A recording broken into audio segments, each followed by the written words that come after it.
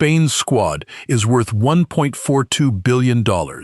Every player, every position, every name on the team sheet that walked out in Atlanta on the 15th of June to face Cape Verde, in what almost everyone assumed would be a routine opening win for the second-ranked team on Earth. Cape Verde's entire squad is worth $63.2 million. Not $63 million per player. $63 million total. Spain's squad is worth more than 22 times that. And when the final whistle blew at 0-0, Vozinha, the 40-year-old goalkeeper who plays in the Portuguese second division for a club called Chaves, had just kept 27 shots out of his net against the reigning European champions. That was match 1. Then came Uruguay. Then Saudi Arabia. 3 matches, 3 draws, 0 defeats, second place in their group, knockout rounds of the World Cup, on their first ever appearance at the tournament. Cape Verde, a nation of 525,000 people. The smallest nation in the history of this competition ever to reach the last 32. This is not a fairy tale. Fairy tales are fiction. This happened. Here is what the competitor coverage of this story gets wrong. Every script, every highlights package, every social media breakdown treats Cape Verde as a feel-good surprise. A cute story, a lovable underdog who outran expectations and now faces the inevitable. None of that framing explains how they actually did it, and the how matters more than the what. Cape Verde did not get here by defending and praying. They got here because their coach, a man known simply as Bubista, who has been building this squad through the African qualifying system for years, built a specific tactical structure designed to do one thing: make the price of beating Cape Verde higher than any opponent wanted to pay. Against Spain, they sat in a compact shape at 4-5-1 and refused to be lured out of position. Spain had 74% of the ball. They had 27 shots. They could not find a gap. Not because Cape Verde was better than Spain technically, they were not. Because Bubista had identified exactly how Spain's positional attack operated and had built a system that denied every entry point.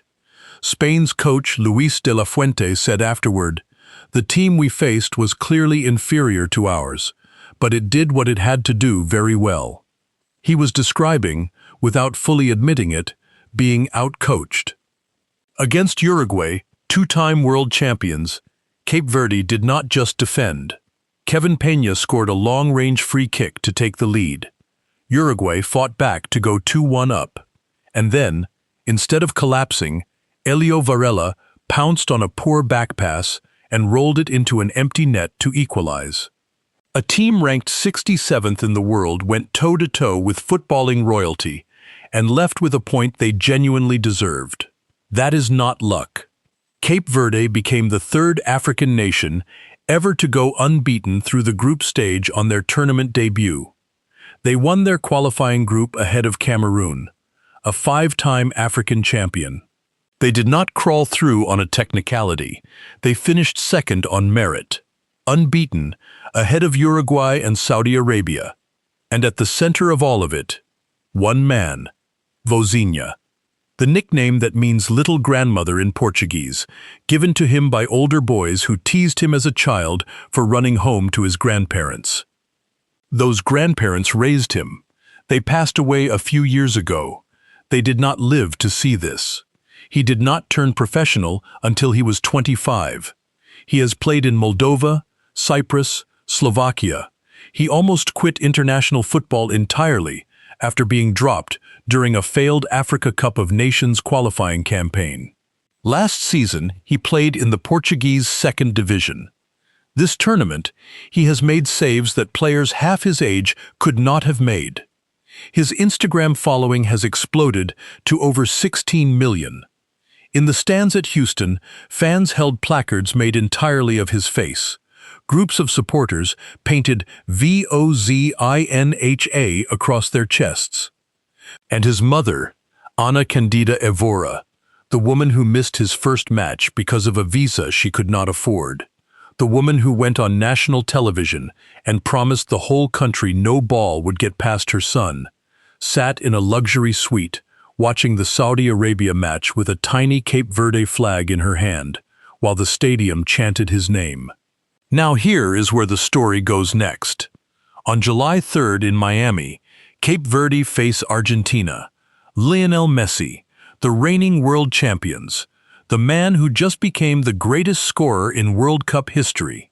On paper, it is a mismatch of cosmic proportions.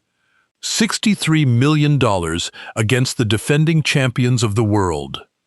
But Cape Verde's official team song, released before the tournament began, before a single match was played, before anyone outside of African football knew their names, is called Nos Hora Já Chega. It translates to, "Our time has arrived." 3 group matches later, it is very difficult to disagree. If you're following Cape Verde's story, match by match, subscribe. And tell me in the comments, do you believe they can shock Argentina on July 3rd? I read everything.